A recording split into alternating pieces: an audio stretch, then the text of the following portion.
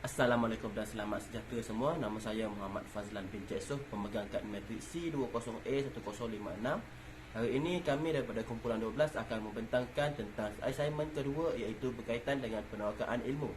Bagi tugasan ini, kumpulan kami perlu mengenal pasti satu kursus yang diambil sepanjang keberadaan kami di Universiti Malaysia Kelantan. Seterusnya, kami perlu mengkritik subjek tersebut melalui perbincangan bersama ahli kumpulan serta pengumpulan data atau maklumat yang telah diambil daripada masyarakat luar melalui pengisian Google Form atau kaedah lain. Oleh yang demikian, kumpulan kami telah bersetuju untuk mengkritik khusus pengantar antropologi dan sosiologi yang telah diambil oleh kumpulan kami sewaktu berada di tahun 1, semester 1 dan 2.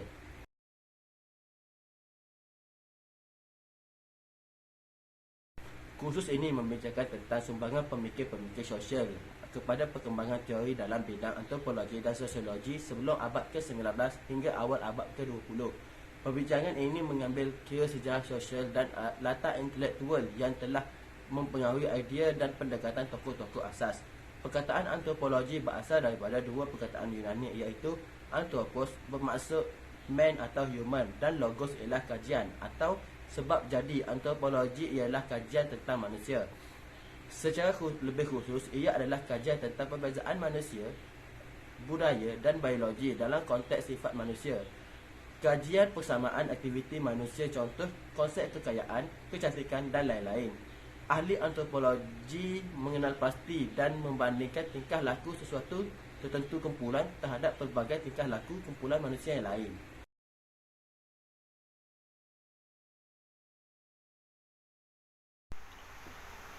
Pilihan subjek, pengantar antropologi dan sosiologi.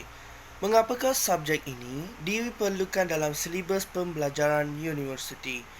Jawapannya adalah sosiologi dan antropologi melibatkan kajian sistematik kehidupan sosial dan budaya untuk memahami sebab dan akibat tindakan manusia.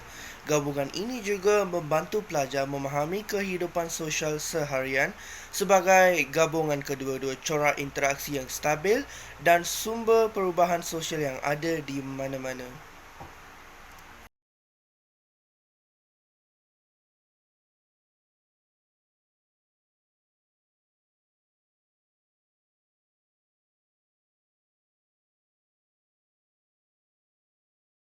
Saya Intan Nofar Aimiti Abdul Razak, nombor metrik C20A1005. Menerusi Google Form yang telah dibuat, kami telah membina beberapa soalan bagi mengkaji dan mendapatkan maklumat daripada mahasiswa dan mahasiswi UMK bagi kursus antropologi dan sosiologi. Bagi soalan pertama ialah, adakah konsep dan teori ini bersesuaian dalam kursus antropologi dan sosiologi? Dalam carta tersebut, terdapat 3 orang pelajar bersamaan dengan 9.1% mengatakan tidak pasti, manakala 15 orang pelajar bersamaan dengan 45.5% mengatakan setuju dan 15 orang pelajar bersamaan dengan 45.5% mengatakan sangat setuju. Hal ini menunjukkan bahawa majoriti para mahasiswa dan mahasiswi UMK bersetuju mengenai teori dan konsep yang terdapat di dalam kursus antropologi dan sosiologi amat bersesuaian dalam intipati pembelajaran tersebut. Bagi soalan kedua pula, adakah objektif pembelajaran ini sangat bersesuaian dalam kursus antropologi dan sosiologi?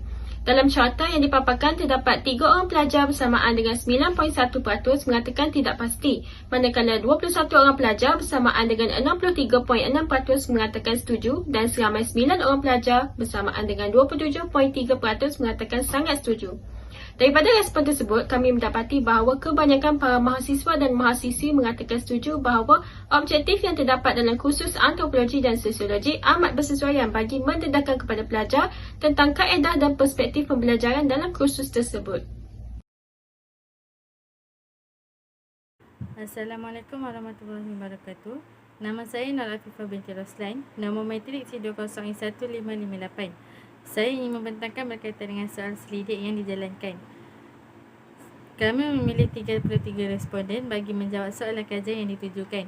Berdasarkan soalan ketiga, masih relevan lagikah kursus ini dalam sukatan kursus antropologi dan sosiologi? Menurut carta yang ditunjukkan di atas, seramai 21 orang iaitu bersamaan 63.6% memilih setuju, manakala seramai 12 orang iaitu bersamaan dengan 36.4% memilih sangat setuju. Hal ini dikatakan demikian kerana mahasiswa merasakan bahawa subjek pengantar antropologi dan sosiologi ini masih lagi relevan untuk dipelajari pada masa akan datang. Seterusnya, soalan yang keempat pula, sejauh manakah subjek antropologi dan sosiologi ini mampu melahirkan masyarakat yang saling memerlukan antara satu sama lain dalam membentuk negara yang harmoni? Berdasarkan carta di atas, seramai 3 orang iaitu bersamaan dengan 9.1% memilih tidak pasti. Seramai 18 orang iaitu bersamaan dengan 54.5% memilih setuju dan seramai 12 orang iaitu bersamaan dengan 36.4% memilih sangat setuju. Seperti yang kita ketahui, mahasiswa ini bersetuju bahawa subjek pengantar antropologi dan sosiologi ini saling memerlukan dalam melahirkan masyarakat yang aman serta membentuk keharmonian negara. Assalamualaikum warahmatullahi wabarakatuh. Saya Nur Akila binti Abdul Samad, C20A1219. Seterusnya, bagi soalan 5 adalah, bersetujukah anda sekiranya kursus ini diteruskan untuk menjadi modul pembelajaran utama kepada para mahasiswa atau mahasiswi? Berdasarkan carta tersebut, terdapat 9 orang pelajar bersamaan 27.3% mengatakan tidak pasti, manakala sebanyak 6 orang pelajar bersamaan 18.2% mengatakan setuju dan sebanyak 18 orang pelajar bersamaan 54.5% mengatakan sangat setuju. Hal ini menunjukkan bahawa majoriti para mahasiswa dan mahasiswi UMK sangat setuju mengenai kursus ini diteruskan untuk menjadi modul pembelajaran utama kepada mahasiswa atau mahasiswi. Soalan seterusnya adalah soalan 6, iaitu adakah semua konsep dan teori yang dipelajari boleh difahami? Berdasarkan carta tersebut, terdapat 9 orang pelajar bersamaan 27.3% mengatakan tidak pasti, manakala sebanyak 18 orang pelajar bersamaan 54.5% mengatakan setuju dan sebanyak 6 orang pelajar bersamaan 18.2% mengatakan sangat setuju. Daripada respon tersebut, kami mendapati bahawa kebanyakan para mahasiswa dan mahasiswi setuju bahawa semua konsep dan teori yang dipelajari boleh difahami. Soalan 7. Dengan mempelajari kursus ini secara atas talian online mampu memberi kefahaman yang jelas kepada mahasiswa atau mahasiswi? Jawapannya adalah peratusan yang paling tinggi adalah 18 responden yang tidak pasti dan setuju dan sangat setuju oleh 6 responden dan tidak setuju oleh 3 responden. 18 responden yang memberi jawapan tidak pasti kerana mereka kemungkinan tidak faham sepenuhnya apa yang diajar. Soalan 8. Soalannya adalah, adakah kursus ANSOS ini mampu menjelaskan kepada pelajar tentang bidang kesenian dan warisan? Seramai 15 responden telah menjawab setuju, 12 orang responden jawab tidak pasti dan 3 responden menjawab sangat tidak setuju dan tak setuju. Soalan ini menerima peratusan yang tinggi kerana subjek ANSOS bukan sahaja menerap pembelajaran tentang manusia, malah subjek ini juga memberi pendedahan tentang kewujudan sesuatu budaya, tingkah laku dan warisan turun-temurun sesuatu kelompok manusia. Saya akan mengulas mengenai soalan ke-9 iaitu tentang adakah mahasiswa memahami tentang agama dan kepercayaan dapat mewujudkan hubungan etnik yang baik antara masyarakat yang berbilang kaum yang telah dijelaskan dalam kursus ini.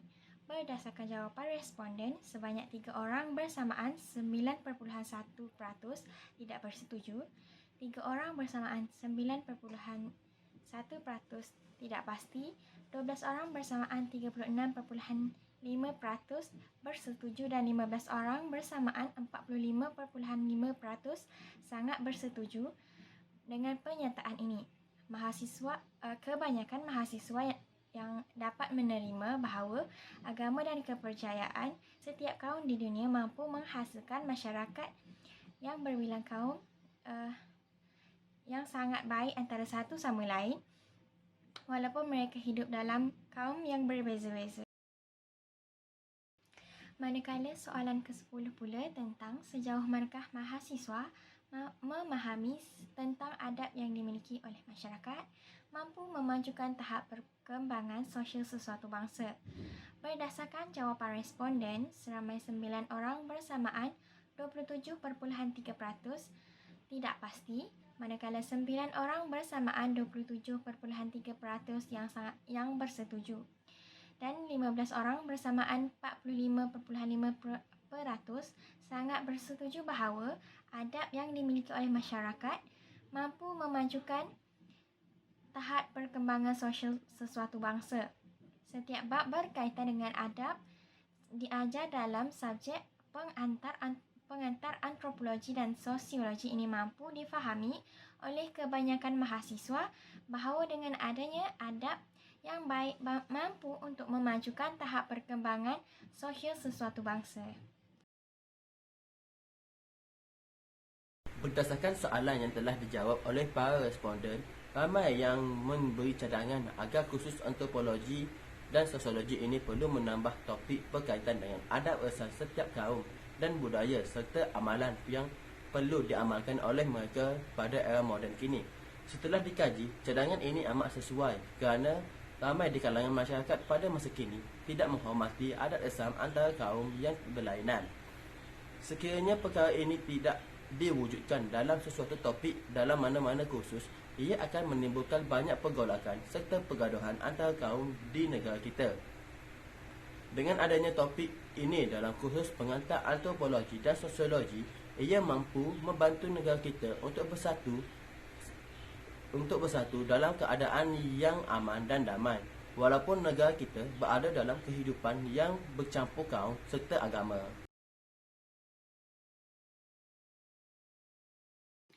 Saya akan berkongsi berkaitan kritikan subjek bagi subjek pengantar antropologi dan sosiologi. Cadangan saya untuk penambahan topik untuk mata pelajaran ini adalah menambahkan topik berkaitan hubungan etnik. Seperti yang kita ketahui, Malaysia negara yang kaya dengan bangsa dan etnik yang pelbagai.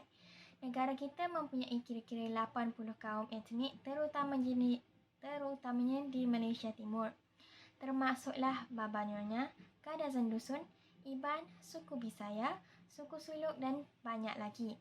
Oleh itu adalah baik jika mahasiswa diberi pendedahan yang lebih mendalam serta belajar menghormati kepelbagaian etnik. Hal ini jika tidak, siapa lagi yang membanggakan kelebihan dan mempelajarinya siapa lagi. Di samping itu, kita dapat mengajar mahasiswa bersikap lebih terbuka dan menerima kelainan dan keunikan etnik lain. Dengan cara ini dapat memupuk sikap menghormati dan mengharmoniskan etnik-etnik di Malaysia. Assalamualaikum warahmatullahi wabarakatuh. Saya Nur Akila binti Abdul Samad, C20A1219. Saya akan menceritakan sedikit di bahagian cadangan. Cadangan saya untuk penambahan topik bagi mata pelajaran antropologi dan sosiologi adalah menambahkan topik yang berkaitan kriminologi. Kriminologi adalah satu subjek yang berkaitan dengan perkembangan disiplin dalam diri seseorang, perubahan tingkah laku dan undang-undang. Selain itu, topik ini juga membincangkan tentang bentuk dan pola tingkah laku jenayah. Seperti yang kita ketahui, jenayah merupakan masalah sosial yang perlu kita ambil berat dan ambil tindakan yang serius. Oleh itu, para mahasiswa atau mahasiswi perlu diberi pendedahan yang lebih mendalam tentang kriminologi. Hal ini kerana jika kita tidak menerapkan dan mempelajari topik kriminologi, maka akan timbul masalah jenayah di dalam negara dan boleh memberi kesan yang besar kepada masyarakat dan negara. Daripada hasil pembelajaran topik kriminologi, para pelajar akan lebih berdisiplin dan dapat melahirkan mahasiswa atau mahasiswi yang berkualiti bebas daripada jenayah.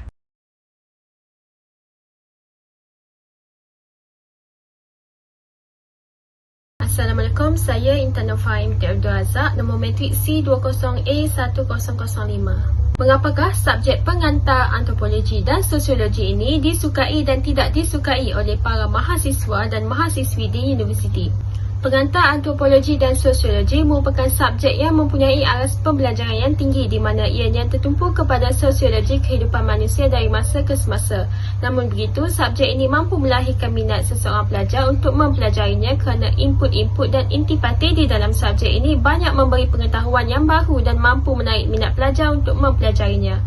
Di samping itu, oleh kerana tahap kesukaran subjek ini tinggi, terdapat pelajar yang tidak dapat mengikuti pelajaran ini menyebabkan pelajar mudah bosan akan intipati subjek yang lebih tertumpu kepada fakta dan sejarah.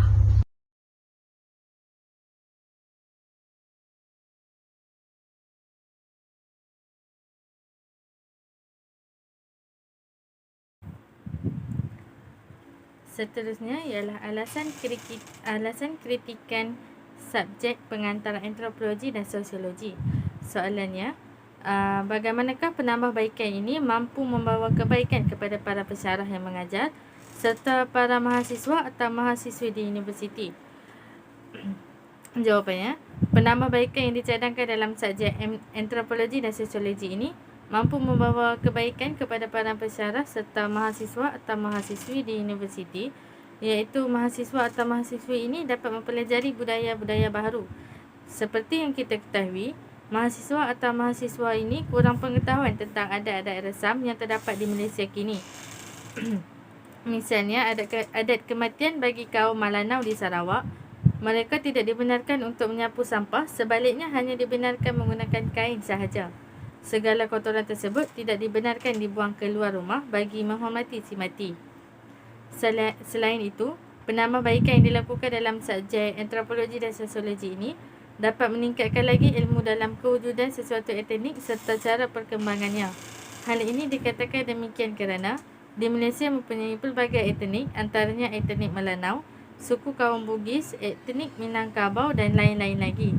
Daripada kesemua-semua etnik yang terdapat di Malaysia, mahasiswa atau mahasiswi ini dapat mempelajari tentang adat mereka dari segi kepercayaan, cara percakapan, makanan, tradisi, adat perkahwinan dan banyak lagi. Akhir sekali, etika dalam kehidupan seharian. Seperti yang kita ketahui, etika ini sangat penting dalam kehidupan seharian, terutamanya dalam kalangan mahasiswa atau mahasiswi terhadap pensyarah. Hal ini kita dapat lihat bahawa mahasiswa atau mahasiswi ini tidak memanggil pensyarah-pensyarah mereka dengan pangkat yang betul. Contohnya doktor atau profesor. Kesannya ianya akan menimbulkan salah faham di antara pelajar dan pensyarah terhadap panggilan pangkat. Sekian, terima kasih.